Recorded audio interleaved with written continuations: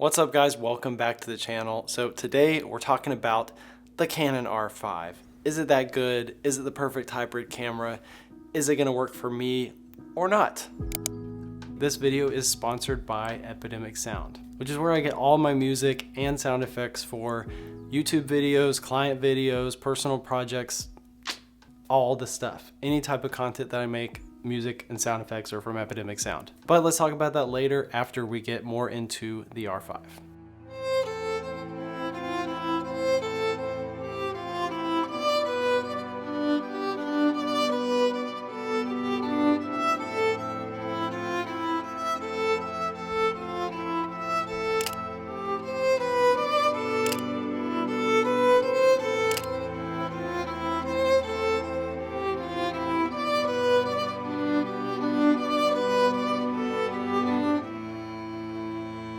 All right, so I'm sure you already know what the first test is.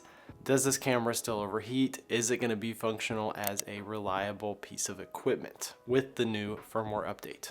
And I highly recommend renting this yourself, testing it in your own scenarios to make your own decisions. But for me, with one battery, I was able to record for about 3 hours in my windowsill, which was about 80 degrees in the sun, and in 4K it didn't overheat for me.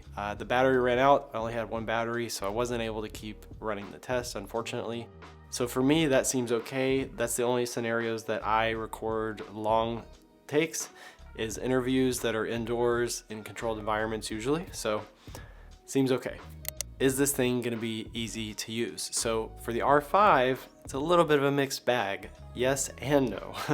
Ergonomics wise, functionality wise, with the menu systems, doing photo and video, it's super easy and fun to shoot with this camera. You can see it just about fits my hand perfectly, especially if I'm holding it like this. It just feels nice and comfortable for me. The screen looks great, the image looks great while you're shooting. Autofocus is super easy and really, really good. But when I got the footage on my computer, it's kind of a nightmare.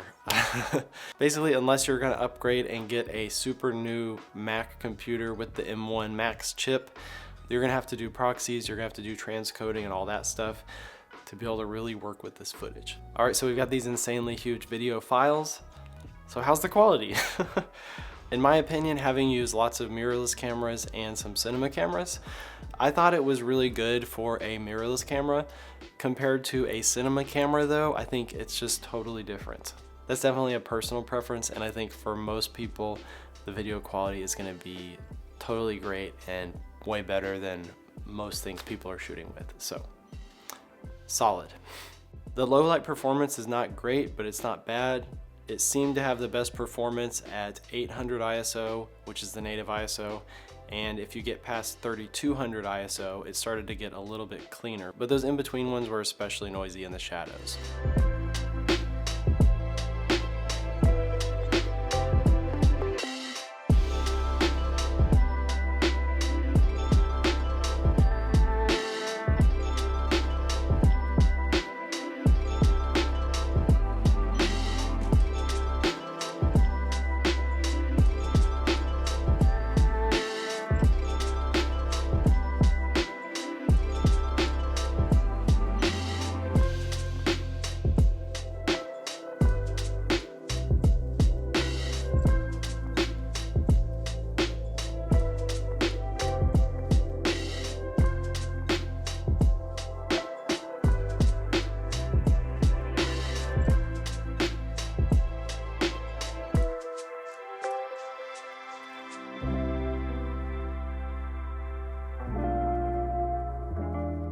Unfortunately, unless you're shooting in RAW, I thought the dynamic range on this camera wasn't like super awesome. So after using like the FX3 and A7S III and cinema cameras from Canon, it's definitely felt like a bit of a downgrade for me. So that's just a personal preference, but definitely compared to a cinema camera, the comparison doesn't really stack up. And while we're still talking about video, let's talk about Epidemic Sound, the best place to get your music. So no matter what camera you have, you can always increase the quality and the production value of your videos and content creation that you're doing with sound design and proper soundtracks that make sense for what you're making. And there hasn't been a project yet that I've worked on where I couldn't find the right thing on Epidemic Sound. It's super affordable, and they have an insane amount of sound effects and music that are gonna make or break your production, honestly. Nothing's worse than not being able to find the right song to fit your production, and you're gonna have peace of mind working with Epidemic Sound's music because they have so many options, they have so much diverse music, and their artists are producing music all over the world. So that's gonna actually reflect into your work and what you're making in your video content.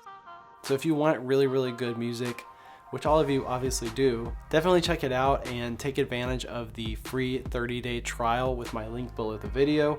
If you decide to get it, you can get 50% off the annual plan for individuals. So if you're making your own content only, it is 50% off with my code Taylor50. Or if you get the annual plan, you can also get that already about 50% off anyways. So by doing that, you're gonna save business in the long term and have more money for camera gear like this. So thanks Epidemic Sound for sponsoring this video. I think you're gonna like it. So next thing, photo quality. I think it's the best camera I've ever used for photography. The amount of megapixels you get and the amount of detail you get on these photos, it is just the best.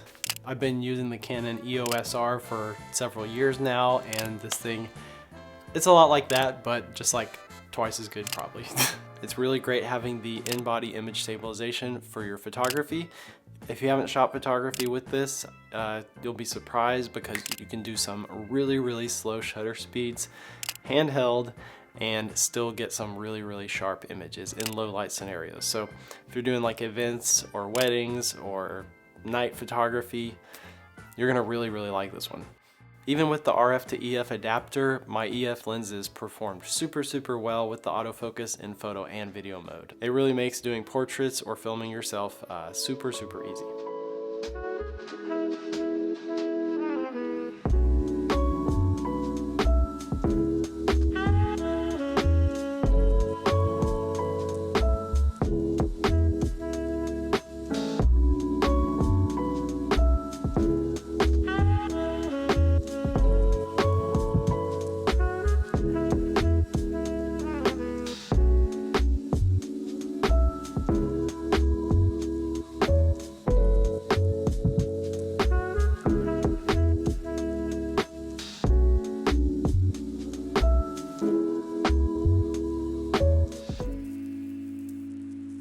So my overall thoughts. I think this is a great camera. Most cameras that are out right now are pretty great, but I definitely think this one is still more of a photo first camera. So if that's your primary thing, you're gonna love it. But for me, I mostly do videos and I do some photos. So for the amount that it costs, I would much rather put the money into more prime lenses or put the money into a cinema camera like the C70 or a whatever you want to call it, the FX3 or A7S III. From my experience, they're just a lot more functional and workflow friendly, let's put it that way. But it definitely is going to come down to what your actual needs are, and I still highly recommend, if you're looking into this one, definitely before making that big investment, rent one. Try it out with some stuff that you normally do. See how the footage is, see how the footage size is, see how you like the photos and all that stuff. So even though it feels like a waste of money renting one, I just saved myself like $4,000 plus having to buy a new computer to just be able to use this camera if I had bought one. Big thanks to Epidemic Sound for sponsoring this video and working with me on this channel. They're awesome. If you haven't tried them already, definitely make sure to use the 30-day trial. See what you think, get some songs, try them out on videos at no risk to you. I really think you're gonna like it. I've been using them for years, so will you probably. That's it.